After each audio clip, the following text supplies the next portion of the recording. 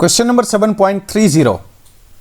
A solid disc and a ring both of radius 10 centimeter are placed on a horizontal table simultaneously with initial angular speed equal to 10 pi radian per second. Which of the two will start to roll earlier? The coefficient of kinetic friction is 0.2. देखिए question बहुत ही interesting है, बहुत ही conceptual question है. उसमें kinematics, dynamics, rolling सारे लग जाएंगे. पहले मैं आपको समझाता हूँ. मैं यहाँ पर बोल रहा है कि एक सॉलिड है और सॉलिड डिस्क है और एक रिंग है. दोनों को इनिशियल एंगुलर स्पीड दे दिया गया, ठीक है, एक रफ सरफेस पे.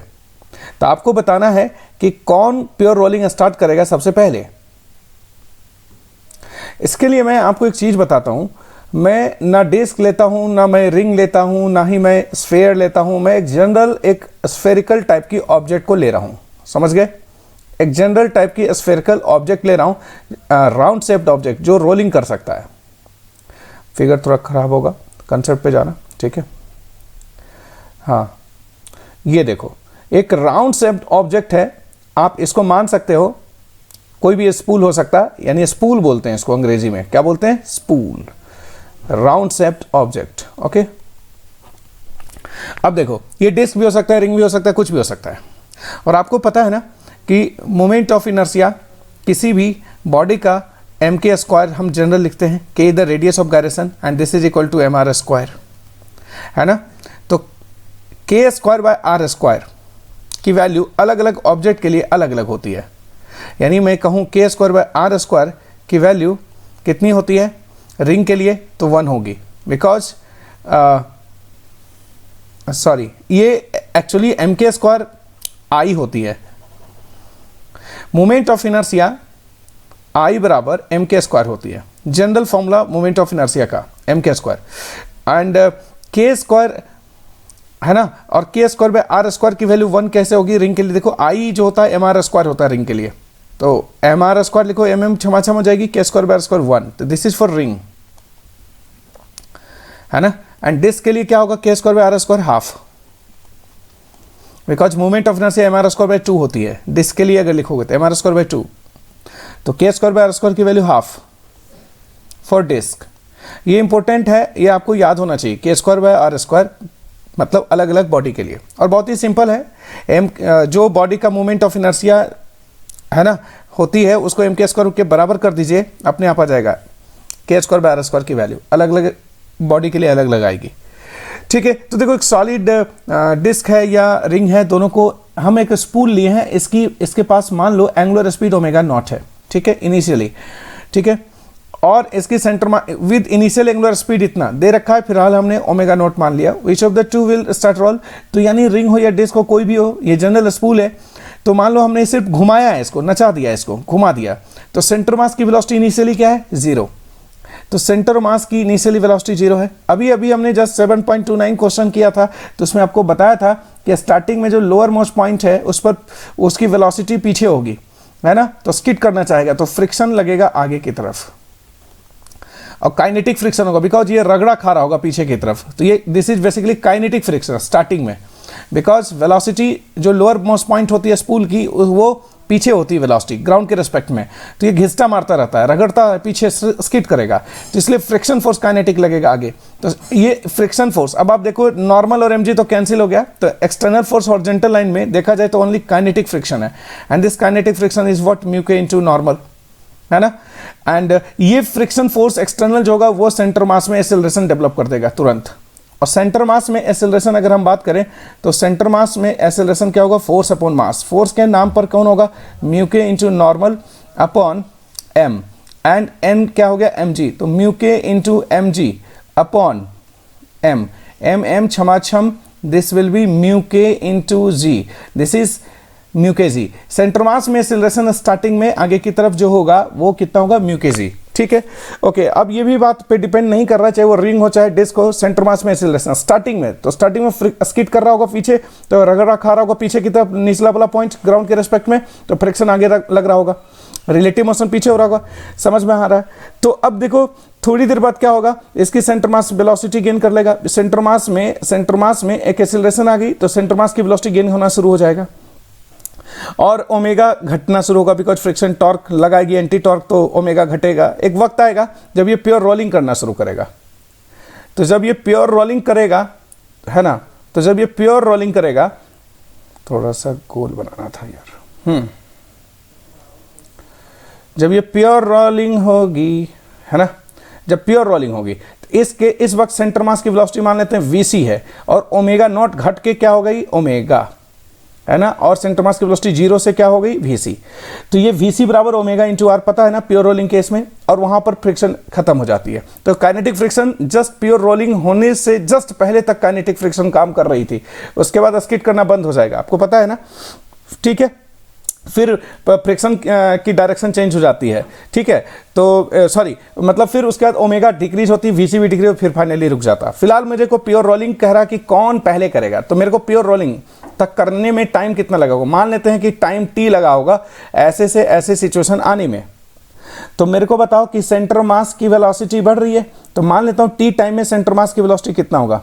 पहले अल्फा निकाल लेते हैं, angular acceleration, torque upon moment of inertia, torque upon moment of inertia, और टॉर्क कितना है बोलो, फ्रिक्शन फोर्स इनटू आर, है ना, और अपॉन आई। फ्रिक्शन फोर्स क्या है, mu M G into R, है ना, और upon moment of inertia this is M K square, M से एम क्षमा छम, म्यू बेसिकली हाँ म्यू के है, तो म्यू के जी आर अपॉन के square, this is basically alpha.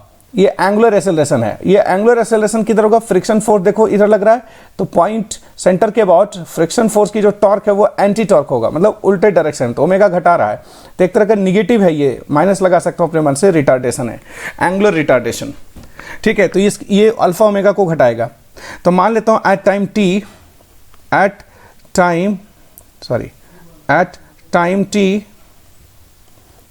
T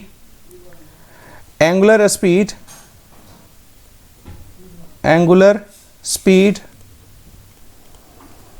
is omega and velocity of center mass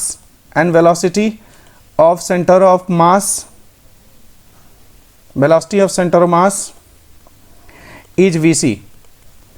और ये कंडीशन है, ये मान लिया कि इस वक्त ये जो टाइम है ना at time T, angular speed जो है ओमेगा हो गया एंड वेलोसिटी जो हो गया वीसी हो गया सेंटर मास की, और इस वक्त प्योर रोलिंग स्टार्ट कर चुका है। ये प्योर रोलिंग टाइम टी के बाद स्टार्ट कर चुका है। मैंने अपने मन से माना है कि रोलिंग जो है टी टाइम बाद हुआ है शुरू, ठीक है। तो प्योर रोलिंग टी टाइम बाद शुरू किया है, ओके।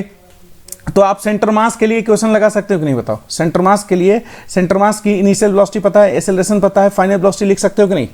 तो वीसी बराबर क्या होगा, UC that is 0 plus AC कितना मिला है, एसी म्यू के जी, देखो एसी क्या है, म्यू के जी इंटू टी, भी बराबर यू प्लस ए टी। तो वीसी हमें मिल गया, है ना, तो वीसी हमें क्या मिला बोलो, म्यू के जी इंटू टी, ओके। अब आप बताओ ओमेगा निकालना है, तो वी बराबर ओमेगा बराबर omega naught, angular equation motion लगाऊंगा, तो ओमेगा नॉट था स्टार्टिंग में एंगुलर स्पीड, वी बराबर यू प्लस ए टी की तरह, ओमेगा के final angular speed omega naught initial, minus लगाऊंगा अल्फा इंटू टी। अब आप देख सकते हो कि ओमेगा बराबर omega naught minus and alpha will be what, mu के जी आर बाई के स्क्वायर, म्यू के जी आर बाय के स्क्वायर, ये अल्फा हो गया, है ना, इंटू टी, तो दिस इज ओमेगा। अब आप जानते हो कि प्योर रोलिंग के लिए वीसी बराबर ओमेगा आर होना चाहिए फॉर प्योर रोलिंग। कंडीशन होता है ना स्टैटिक प्लेटफॉर्म पर, for pure rolling VC equal to omega into R, ठीक है। तो वीसी की वैल्यू यहां पर रख देते हैं, आजा वीसी की वैल्यू क्या है, म्यू के जी टी, यहां पर सॉल्व करता हूं, म्यू के जी टी, है ना, तो म्यू के जी टी बराबर वीसी बराबर ओमेगा इंटू आर, ओमेगा की वैल्यू क्या है, इतना बड़ा पूरा लिखना पड़ेगा, ओमेगा नॉट माइनस, है ना, ओमेगा नॉट। अच्छा वी सी बराबर ओमेगा आर है ना, तो v c omega r, v c की वैल्यू पहले मैं लिख रहा हूँ, वी सी की वैल्यू कितना है म्यू के जी टी, और this is omega into R, है ना, और ओमेगा की वैल्यू कितना है ये पूरा, तो मैं इसमें आर से मल्टीप्लाई कर दूंगा तो ये यहाँ भी मल्टीप्लाई हो जाएगा, ओमेगा नॉट इंटू आर, है ना, omega not into R, omega not into R हो गया माइनस म्यू के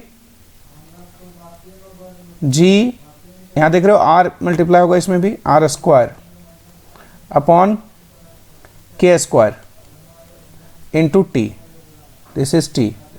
ओके, अब आप इसको इधर ले आओ, तो म्यू के जी टी कॉमन आ गया, म्यू के जी टी, इसको इस टर्म को इधर ले आओ, तो म्यू के जी टी को क्या हो गया कॉमन, है ना, तो बचा क्या, म्यू के जी टी कॉमन हो गया, तो आर स्क्वायर बाय, यहाँ पर ये टर्म, इस टर्म को देख रहे हो ना, ये टर्म अगर आप राइट में लाओगे तो म्यू के जी टी प्लस ये हो जाएगा, कॉमन लगे तो 1 प्लस कितना हो जाएगा बोलो, म्यू के जी टी बाहर निकल गया, तो आर स्क्वायर बाय के स्क्वायर। ठीक है, अब आप देख सकते हो this is equal to omega not into R, तो आप टी यहां से निकाल सकते हो टाइम, ये टाइम क्या है जब रोलिंग स्टार्ट हुआ है जनरल स्पूल के लिए, तो omega not into r upon mu के g 1 plus k square by are square, sorry r square by के square, this is r square and this is k square. ठीक है, अब आप देख सकते हैं कि यहाँ टाइम हमको मिल गया जनरल एक प्योर रोलिंग कराने के लिए कितना समय लगेगा, कितनी देर बाद प्योर रोलिंग होगा, तो ये टाइम आ गया आपको, इतने समय बाद प्योर रोलिंग करेगा। अब आपसे क्वेश्चन पूछा कि रिंग पहले करेगा प्योर रोलिंग या डिस्क, तो अब देखो यहाँ पर आर स्क्वायर बाय के स्क्वायर की वैल्यू रिंग के लिए क्या होता है 1, ये के स्क्वायर बाय आर स्क्वायर, उल्टा देखो आर स्क्वायर बाय के स्क्वायर की value 1 and R square by के स्क्वायर की वैल्यू 2 हो जाएगा, उल्टा आर स्क्वायर बाय के स्क्वायर ज्यादा किसके लिए है, डिस्क के लिए, तो डिस्क के लिए आर स्क्वायर बाय के स्क्वायर की वैल्यू ज्यादा, तो ये वाला ज्यादा अगर वैल्यू हो तो नीचे में डिनोमिनेटर क्या होगा, ये बड़ा हो जाएगा, तो बड़ा होगा तो टाइम क्या होगा कम, ये पूरी सॉल्यूशन छोटी आएगी ना, तो टाइम कम लगेगा, तो डिस्क के लिए क्या होगा, K square are square by के स्क्वायर की वैल्यू 2 हो जाएगी, तो डिस्क के लिए जो होगा टाइम कम लगेगा क्योंकि नीचे में बड़ा हो जाएगी वैल्यू, तो टाइम सबसे पहले ही डिस्क प्योर रोलिंग शुरू करेगा। बहुत ही अच्छा क्वेश्चन था, तो डिस्क पहले आएगा, तो टाइम फॉर डिस्क